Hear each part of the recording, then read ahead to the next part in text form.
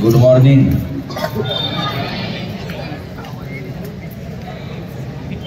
Shahapur taluka education society, Gavi Khade महाविद्यालय, Gavi Khade junior college आहे आणि माझ्या समोर बसलेले सगळे विद्यार्थी मित्र, माझे सगळा तुमच्या शाळेचा स्टाफ, ज्यांनी माझा कार्यक्रम ठेवला, ते संयोजक, सगळ्यांचे मनपूर्वक आभार व्यक्त करतो. सूर्य आता उगवलेला आहे तिकडे पुढे,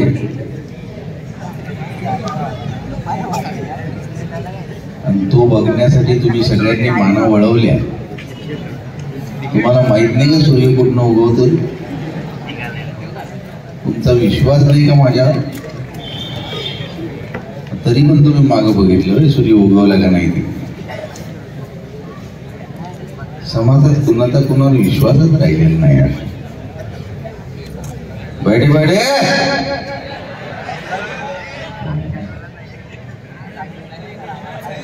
सरळ ताड बसा सगळेजण. पाठीचा कणा सरळ ताड, दोन्ही हात गुडघ्यावर, दोन्ही डोळे उघडे. आता तुम्ही शांततेत मला ऐकू शकता.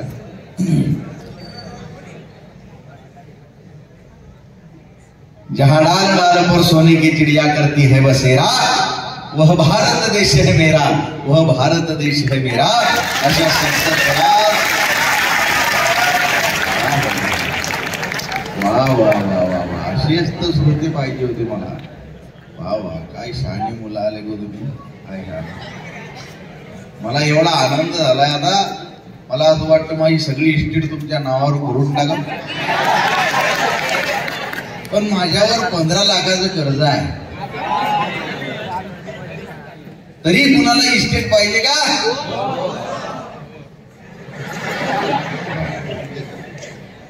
वा वा, खतरनाक विद्यार्थी आहेत खरंच सर. वा वा वा, मला एवढे आवडले सगळे हे विद्यार्थी. मला असं वाटतं आता पुढच्या कार्यक्रमाला टेम्पोत भरून सगळेच्या सगळे घेऊन जावं.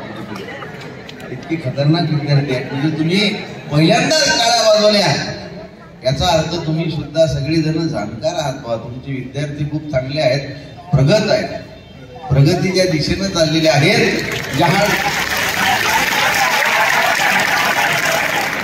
जहां डाल डाल पर सोने की चिड़िया करती है बसेरा, वह भारत देश है मेरा, वह भारत देश है मेरा. अशा सप्त स्वरात मांडत असलेली आपली भारतीय संस्कृती आहे. आणि त्या भारतीय संस्कृतीची सगळ्यात मोठी जबाबदारी कुणाच्या खांद्यावर आहे? तर ती आजच्या या सगळ्या माझ्या विद्यार्थी मित्रांच्या खांद्यावर आहे. या सगळ्या सावित्रीच्या लेकी आहेत, यांच्या खांद्यावर आहे. उद्याचा भविष्य, उद्याचा भारत घडवण्याचं सगळंच्या सगळं श्रेय हे माझ्या समोर बसलेल्या या रसिक वर्गाला उद्या जाणार आहे. या कोवळ्या कळ्यान माझी लपले तर रवींद्र शिवाजी, विकसता प्रगटतील समाजी, शेकडो महापुरुष या विद्यार्थ्यांमध्येच बाबासाहेब आंबेडकर आहेत. या विद्यार्थ्यांमधनच उद्या छत्रपती शिवाजी महाराज, छत्रपती संभाजी महाराज, आऊसाहेब जिजाऊ, माता अहिल्या, सावित्रीबाई फुले, कल्पना चावला, सुनीता विल्यम्स, ही सगळी आपल्या या शाळेमधनं उद्याच्या येणाऱ्या आपल्या भविष्याला मिळणार आहेत, भारताला मिळणार आहेत. त्यामुळे तुम्ही सगळे स्वतःसाठी एकदा टाळ्या वाजवा. मला इतका प्रचंड आनंद झालेला आहे तुमच्या सगळ्यांच्या समोर बघून. खरं तर महाराष्ट्रात एवढे कार्यक्रम केले, पण त्या कार्यक्रमांचा टायमिंग हा कधी रात्री असायचा, दुपारी असायचा. एवढ्या सकाळी पहिल्यांदा मी स्टेजवर उभं राहण्याची ही वेळ आहे. म्हणजे 26 जानेवारीला, 15 ऑगस्टला कधी कधी मला बोलायची वेळ आली, परंतु कार्यक्रमात बोलण्याची ही पहिल्यांदा मला असं वाटतं 9 वाजता, मी 9 वाजून 10 मिनिटं झालेली आहे. तसा तुमचा टायमिंग 8 वाजताच आहे, बरोबर आहे का? हा, तर तुम्ही माझ्या काही कविता ऐकल्या असतील, काही कविता ऐकल्या नसतील. आता मगापासून जी साऊंडवर चालू आहे कविता, मित्र वणव्यामध्ये गारव्यासारखा, या कवितेसारख्या बऱ्याचशा कविता मी लिहिलेल्या आहेत. तुमच्या समोर आता एक चांगला कवी उभा आहे आणि तो ऐकायला तुम्ही इथं थांबलेला आहात. त्यामुळं तुमच्या टाळ्या बघून आता मलाच खऱ्या अर्थानं एक वेगळं स्फुरण चढलेलं आहे की तुम्हाला कोणत्या कविता ऐकून कोणत्या कविता नाही.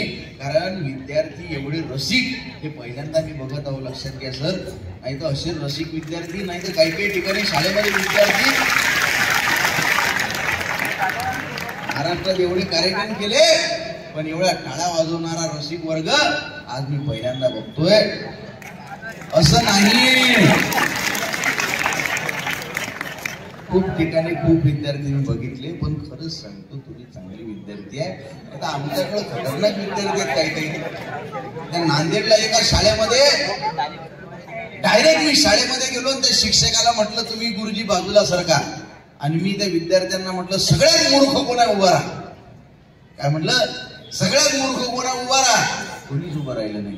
परत म्हटलं सगळ्यात मूर्ख कोणा उभा राहा. कोणीच उभं राहिलं नाही. परत म्हटलं सगळ्यात मूर्ख कोणा उभा राहा. मग एक गण्या नावाचा पोरगा असा लटलट कापत कापत उभा राहिला. म्हटलं तू मूर्ख आहेस का? मी काय मूर्ख बिर्क नाही म्हणे. म्हटलं मग उभा कसा काय राहिला? तो गण्या म्हणे आमचे गुरुजी एकटेच उभे आहेत पण त्यांच्यासोबत दुसरा मूर्ख नको का म्हणून मी उभा राहिलो. असे विद्यार्थी तुमच्याकडे आहेत का? तुम्ही सगळे शहाणे विद्यार्थी. मी म्हटलं मग सर आता गणितात हुशार कोण आहे सगळ्यात उभा करा म्हणे. कशात? मॅथमॅटिक्स मध्ये सगळ्यात हुशार कोण आहे? शिक्षकाला घाम फुटला. गणितात कोणीच हुशार नाही. गणितात हुशार कोणा उभा करा म्हणे. हा दिनेश वावकर हा म्हणे जरा गणितात हुशार आहे. म्हटलं उभा रे सांग. म्हटलं 7 गुणिले 5 7 किती? हा म्हणे 56. गुरुजी तुम्हाला म्हटलं गणितात सगळ्यात हुशार विद्यार्थी उभा करा. हो म्हणे हा गणितात सगळ्यात हुशार आहे म्हणे. अहो तो 7 गुणिले 5 7 56 सांगतोय.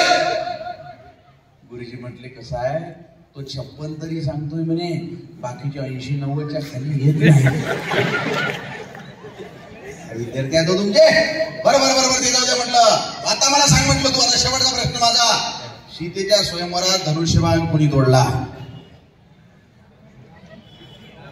सांग म्हटलं सीतेच्या स्वयंवरात धनुष्यबाण कोणी तोडला? ते लागलं घाबरायला. सांग सीतेच्या स्वयंवरात धनुष्यबाण कोणी तोडला? तो दिनिया म्हटला गुरुजी आईची शपथ घेऊन सांगतो म्हणे मी नाही तोडला.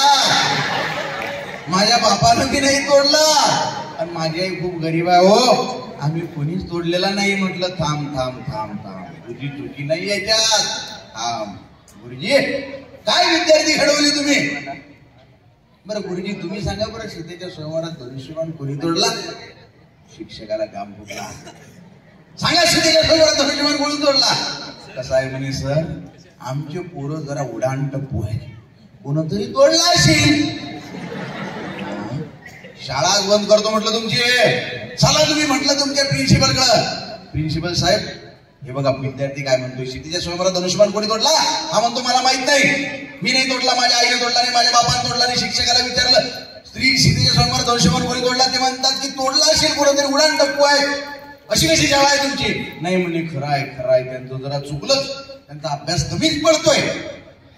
म्हटलं तुम्ही सांगा बरं सीतेच्या स्वयंवरात धनुष्यबाण कोणी तोडला? प्रिन्सिपल म्हटले सर इकडे आहे. म्हटलं काय?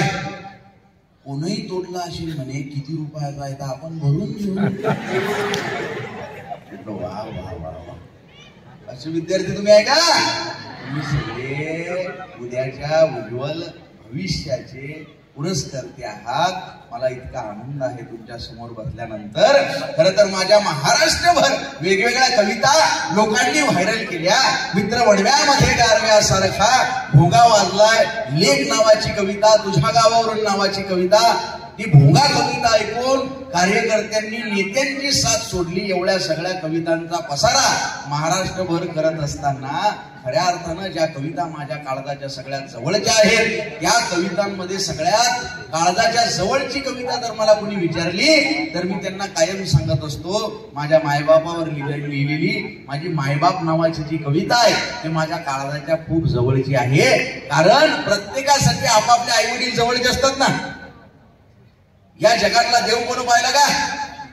देव कोण पाहिला नाही. मला बरेच जण विचारतात तुम्ही मायबापाचं नाव प्रत्येक ठिकाणी घेता, म्हणे देवाचं नाव घेत नाही. अबे म्हटलं देवाच्या आधी मायबापाचं नाव घेतो, पण मायबापाच्या आधी सुद्धा छत्रपती शिवाजी महाराजांचं नाव मी घेत असतो. मला एका मित्राने विचारलं की त्या शिवाजी महाराजांवर तुम्ही बोलता, भाषण करता, व्याख्यान करता, कुठल्याही कार्यक्रमाची सुरुवात त्या नावाशिवाय करत नाही. ते नाव म्हणजे छत्रपती शिवाजी महाराज आहे. मग शिवाजी महाराज नेमके आहेत कोण? मी त्याला 4च ओळीत सांगितलं माझ्या मित्रांनो, शिवाजी महाराज म्हणजे कोण. मी त्याला म्हटलो 350 वर्षापूर्वी जिजाऊंच्या कुशीत जन्मलेलं निरागस बाळ म्हणजे शिवबा. गनिम इंग्रज फ्रेंचांसारख्या अत्याचार्यांचा काळ म्हणजे शिवबा. एकीकडे संयमाचा घाट म्हणजे शिवबा, सळसळत्या रक्ताची लाट म्हणजे शिवबा. राजनीती, युद्धनीती, गनिमी कावा यांसारख्या कूटशास्त्रांचा कळस म्हणजे शिवबा. सामाजिकता, धार्मिकता, नैतिकता अशा विचारांची पवित्र तुळस म्हणजे शिवबा. सर्वधर्म सहिष्णुतेचा अभिमान म्हणजे शिवबा. रयतेसाठी जीवाचं रान म्हणजे शिवबा. कर्दनकाळी मराठ्यांना आलेली जाग म्हणजे शिवबा. त्या अफजल खानाची शिकार करणारा वाघ म्हणजे शिवबा. अख्ख्या जगावर आदर्श राजाची छाप म्हणजे शिवबा. झोपलेल्या शंड जनतेला झणझणीत चपराक म्हणजे शिवबा. या महाराष्ट्रातलं माणुसकी मोजण्याचं माप म्हणजे शिवबा. तुमचा माझा या अख्ख्या महाराष्ट्राचा बाप म्हणजे शिवबा. तुमचा माझा या अख्ख्या महाराष्ट्राचा बाप म्हणजे शिवबा.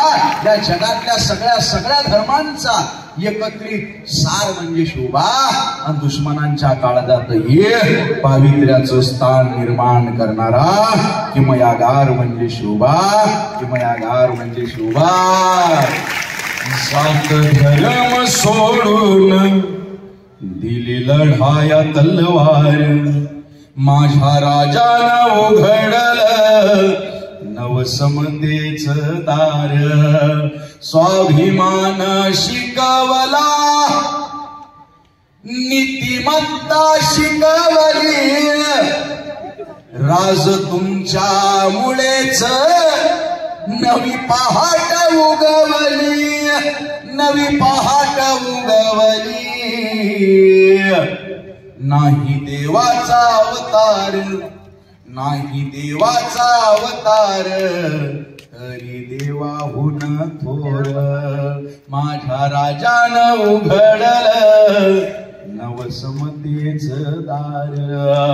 आला जाळीत अफजल्या रयतेच उभयान, पाठविल्या पतिव्रता लुटली अब्रूची खान, लुटली अब्रूची खान.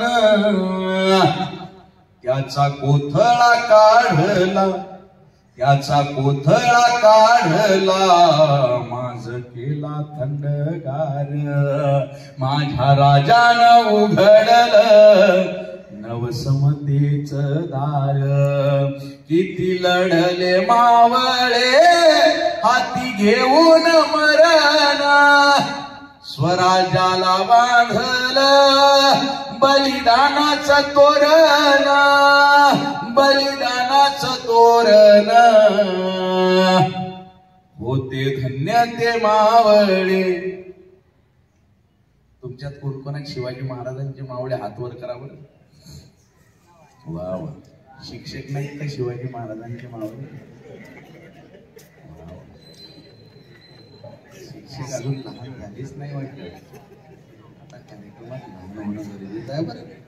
आपला कार्यक्रम होता होता तुम्ही सगळे लहान होऊन जाणार. सावित्रीच्या लेखी किती आहेत? छत्रपती शिवाजी महाराज की. हा हा, याला म्हणायचं मावळे. नाही तर काही मावळे हे खतरनाक आहे. हाताबायाच्या काळ्या आणि छातीच्या पत्रवाळ्या. अगरबत्ती पैलवान झालेले बरेचसे तरुण देवीच्या देठापासून वरडतात, आम्हाला जो नडतो त्याला आम्ही उभा आडवा फाडतो. त्याच्या कमरेवर पॅन्ट टिकना झाली, बेल्ट नाही लावला तर झरकन खाली येते. आम्हाला जो नडतो त्याला आम्ही उभा आडवा फाडतो. मोबाईलवर इंस्टाग्राम, व्हॉट्सअप 2-2 वाजेपर्यंत झोपत नाही हे खैरे भांड. आणि सकाळी 11 वाजता उठून मग त्याचं व्हॉट्सअपचं स्टेटस असते, सळसळत रक्त, शिवबाचे भक्त कपाळी भगवा टिळा, मी शिवरायांचा मावळा, मी बघा मावळा. गावात चोर सुटले हे बोंब जरी ऐकली 120च्या स्पीडनं पळत जाते घरी, अंगावर घेऊन झोपत राहते अंधारात.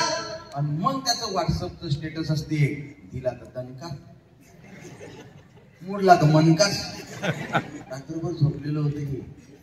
लहान लहान पोरं 7वीतले 8वीतले मोबाईलवर फोटो टाकतात शिवाजी महाराजचा, बाबासाहेब आंबेडकरांचा, आणि त्याच्यावर लिहितात भगवं वादळ, हिरवं वादळ, निळं वादळ.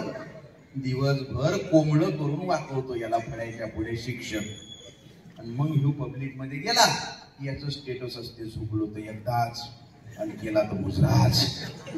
दिवसभर कोंबडं होतोय. पण या तरुणांना शिवाजी महाराज कुठे आठवतात? एखाद्या हायवेनं फक्त तुम्हाला ट्रिपल सीट जाताना जर पोरं दिसले, ट्रिप्सी चालणाऱ्या पोरांना असं वाटतं की बा ट्रिपल सीट गाडीवर बसणे म्हणजे शिवाजी महाराजांची एखादी पावनखिंडीची मोहीमच आपण फत्ते करतोय. एखादी 4 व्हीलर यायला क्रॉस करून पुढे जाऊ द्या, मग हे संताजी घोरपडे, बाजीप्रभू देशपांडे एका दमात आठवतात. गेली वाटते एका हातात आपल्या तलवार आहे, एका हातात आपल्या ढाल आहे. गाडीचा स्पीड वाढवतात, 4 व्हीलरच्या पुढे काढतात आणि मग त्या 4 व्हीलर कडे बोट टाकून म्हणतात, बघतोस काय रागानं, ओव्हरटेक केलं वाघानं. कुत्र्यासारखी म्हणतात हो, घरी आई वडील वाट बघतात, बघतोस काय रागानं, ओव्हरटेक केलं वाघानं. अबे बघितलं त्या जगानं हातपाय गळ्यात घेतले वाघानं. हे आपले आदर्श आहेत का? आपले आदर्श कोण आहेत? भगत सिंग, राजगुरु, सुखदेव. त्या भगत सिंगांना विचारलं होतं, तुम्हाला दिल में कभी शादी का लड़की का ख्याल नहीं आता, आजादी ही मेरी दुल्हन है म्हणणाऱ्या भगत सिंगांचे शब्द होते. मैं सोचता हूँ आजादी के बारे में, मैं लिखता हूँ आजादी के बारे में, मैं बोलता हूँ आजादी के बारे में, आजादी के सिवा मैं कुछ सोच नहीं सकता. मेरे जज्बातों से, मेरे ख्यालों से कुछ इस कदर वाकिफ है मेरी कलम भी, इश्क भी लिखना चाहूँ तो इनकलाब लिख देती है. इश्क भी लिखना चाहूँ तो इनकलाब लिख देती है. हे म्हणणाऱ्या भगत सिंग, राजगुरु, सुखदेवांचे आदर्श आपल्या समोर आहे. छत्रपती शिवाजी महाराज, छत्रपती संभाजी महाराज.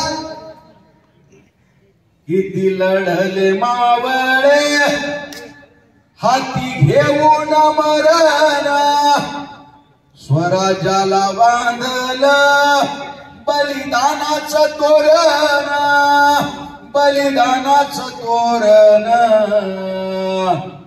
होते धन्य ते मावळे, होते धन्य ते मावळे, धन्य त्यांचे घरदार.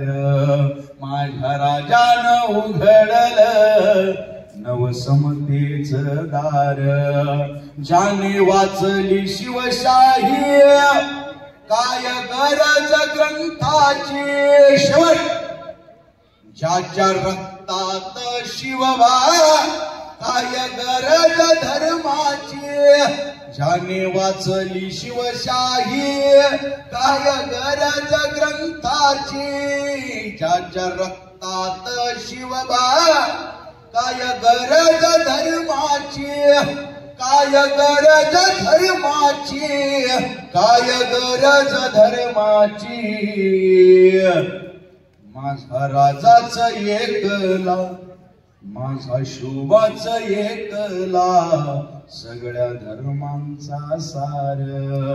माझ्या राजानं उघडलं नवसमतेच दार, नवसमतेच दार, नवसमतेच दार.